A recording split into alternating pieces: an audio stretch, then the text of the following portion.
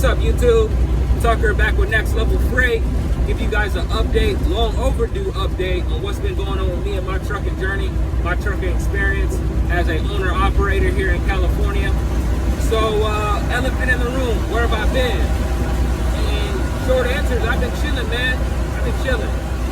January, February, March was a bloodbath. You know, loads I was moving for about, don't mind that, little pothole. My California tax dollars at work.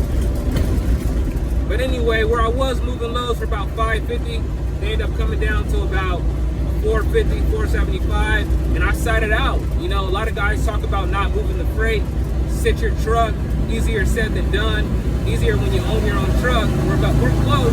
We got about 4 more months. October, truck and trailer be completely paid off. We don't pay them no more. They'll be completely ours. But until then, you gotta pay the bills. But yeah, I sat it out. I don't want to sit here and lie and say I sat out the whole time, but I was moving less freight. I wasn't getting the number that I wanted. I was stubborn. I thought that I dictated the market and what I made. And to a certain extent you do, but the market is what the market is. So, you know, I just wasn't moving people's freight, man, and I expected that it would just sit. But much to my surprise, as much as crap as some of these drivers be talking here on the internet, the freight got moved. So I did what they said do. Sit out. Don't move it. Protest it. Still got moved. And I lost money. So it's really changed my whole philosophy on my thinking on that. So Q1 comes around next year and it dips, I'm not sitting it out, bro. You know what I'm saying? Even if you're not making what you was making, if you're still profiting, what are you doing? You know what I'm saying? So there's that. You know, that was a little bit of an issue. But again, I regret not coming on here and giving you guys the updates on what was going on, because it's a pet peeve of mine. I'm huge into sports. I like my quarterbacks to sit up at that post-press conference after wins and losses, man. And I didn't do that. So I apologize for that. You know what I'm saying? But to be transparent, it was not good. You know, where I was grossing like $5,500 a week in terms of gross, not profit, just gross, it came down, man. Came down to like $4,000. So $4,000, $4,400, $4,600. But it came down. You know what I'm saying? You know, there's a lot of stuff that was going on too. And then another thing, I gained a ton of weight, man. You know what? Thinking about it now, I hate using the words like depressed, because get up and figure it out. I'm not really into all of that. But you know, something was going on with me. That's all I'm gonna say. Like, I just wasn't feeling it. Did I burn out? Maybe call it that, but I'm more hungry than ever, and I'm moving more loads than ever now. So I guess maybe I needed that little break. But I was pushing like 230, gained a ton of weight. Truck stop food was going crazy. You know, Wendy's, McDonald's, Carl's Jr. I was making those guys rich, bro. So made some adjustments. Got back into the gym. My boy KBD helped me out, huge, in advice. Shout out to him. And was able to get some of my weight down, man. Now I'm back down to like 195. So cool. Everything is good, making money again. I'm starting to feel healthier. I got more energy. You know, running on like, I don't want to tell you the amount of sleep I'm running on, but it varies, man. When you're out here hustling, it's a 24/7 job when you're really trying to get to it. Especially when you own it. You own your business, 8-hour shift, 12-hour shift, get out of here, bro. 24-hour shift. I'm with my girl, I'm thinking about loads. I'm on the toilet, I'm thinking about loads. I'm out chilling with the homies, I'm thinking about loads. I'm on Prize Picks making bets, I'm thinking about loads. You gotta be locked in 24/7. And that's just where we're at right now. So let's just dive into what the expenses were. We're gonna get back into exactly what's going on in terms of my gross profit, expenses, everything. We're gonna do it a little bit differently now.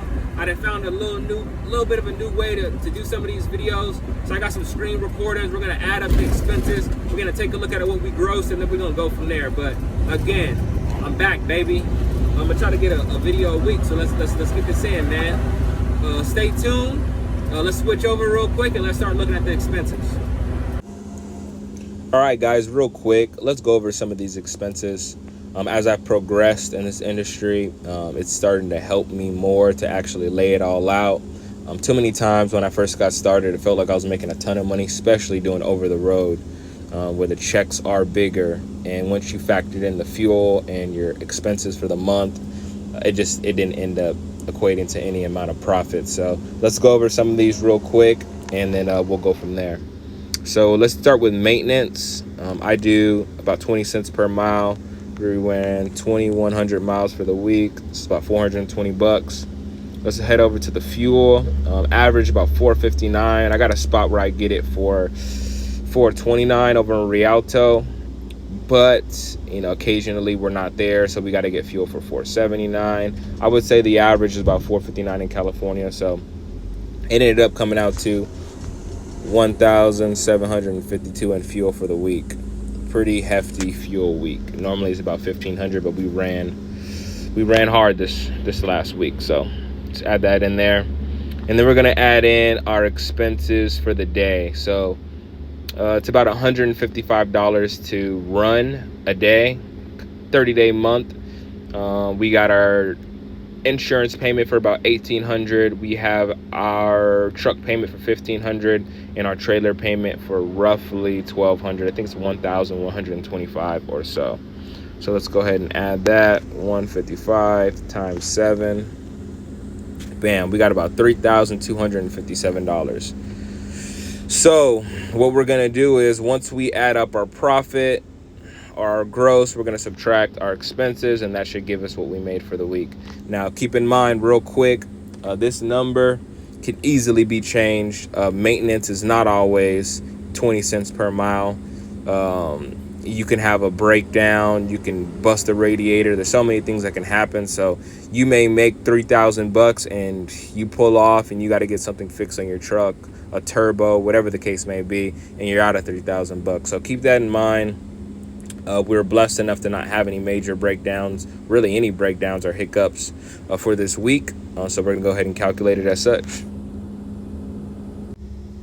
Hey, real quick, one thing that I didn't factor in the expenses is the factoring fee. So I use RTS. They charge me 2.5% per invoice. Basically what a factoring company is I'll send the invoice that otherwise would have went to the broker. I'll send that to my factoring company and they'll bill them, and they'll wait the traditional 30 days, which is pretty average in the trucking industry, and you'll get paid within 1 to 2 days. So that is $189 for me for the week. Pretty hefty, but if you're not in the position to where you can wait 30 days, or you're not really interested in chasing down these brokers for your money, a factoring company is a great choice. They'll bill them, you'll get paid. The only problem with that is if they end up not paying, you are on the hook for that cash. I haven't had that issue happen to me yet, knock on wood, but it is something that you should be aware of. So I apologize about that. Went ahead and added that in there. So our expenses would be $3,446. All right, real quick, let's go over some of the loads that were booked. A lot of people throwing out numbers. The numbers are what they are. Men lie, women lie, numbers don't. So let's go over a couple of these and see how we did. $250. As you can see, I resubmitted it and it was pushed through.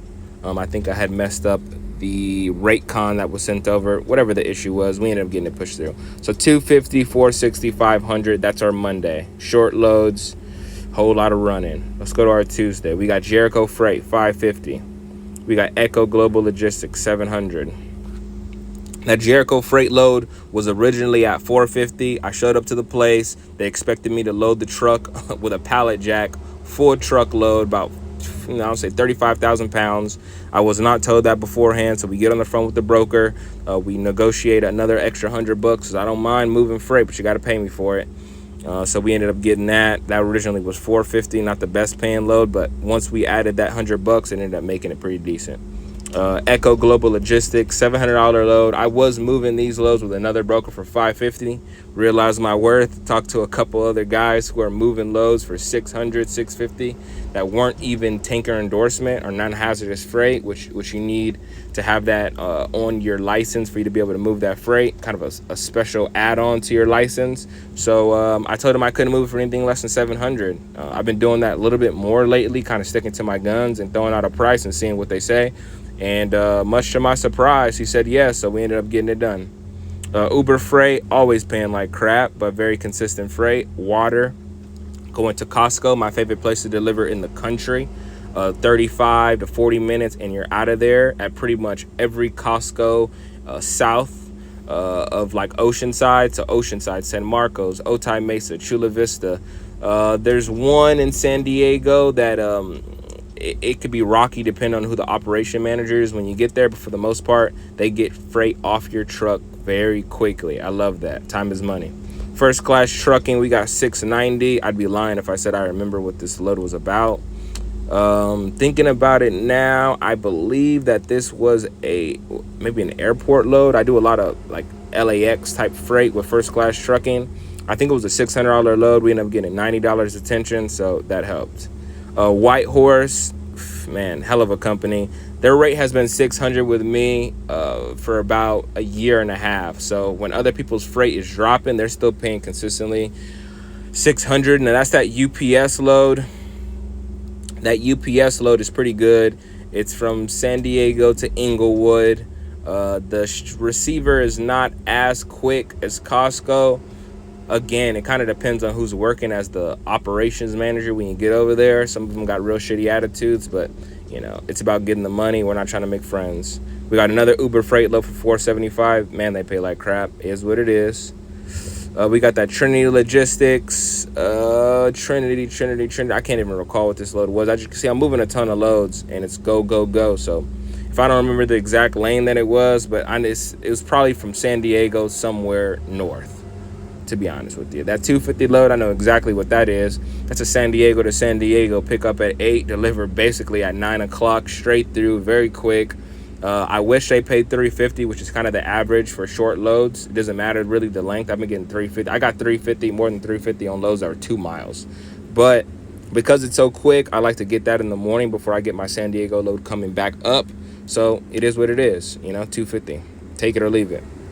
JH Rose Logistics, $375. That ended up being a short load as well. Forward Air, that's a $600 load. That is airport to airport. Forward Air as a company, not doing great. Take a look at their stocks. They've been plummeting. I'm a little worried on moving some of their freight only because, you know, when guys go out of business and they still have invoices that are due, it could be a little tricky to get paid. So if they don't end up paying my factoring company, I'm going to be on the line for that money. I got to reevaluate if I want to work with them. It looks like their company is very close to being shut down. So I guess book with caution on Forward Air if you're out there looking for Forward Air loads. Echo Global Logistics, that's got to be water. I move that pretty frequently, but I move it between Uber Freight, Echo, and Transfix, whoever is making the most money. And then I got an Echo load for $500. That was a Sunday morning pickup, Sunday afternoon delivery. Pretty good. For the most part, it was a good week. We'll add up the numbers and we'll see what we grossed. So there it is. There's the numbers. $3,446 in expenses, $7,575 gross, profit $4,129. You can go through, add up the numbers. I wasn't trying to make another video doing the calculations on the gross. The numbers are all right there. Pull out your calculator and get busy for the YouTube warriors out there that said we be capping, you know? But they're the numbers. Again, I apologize for my absence. I really wish I would have made some videos January, February, March. I know it was a bad time. And one of the other things I did not mention that contributed to my slump, and I would say people from my generation might have a little bit of this issue. At least my homies, you know, my homies do. If you want to call it an issue, some of them wouldn't call it that. Is, you know, betting, bro. You know, betting has been kind of like a little bit of like hit and miss for me. You know, I'm still up, but January, February, March, I really was like on some like kind of fuck the loads, excuse my language.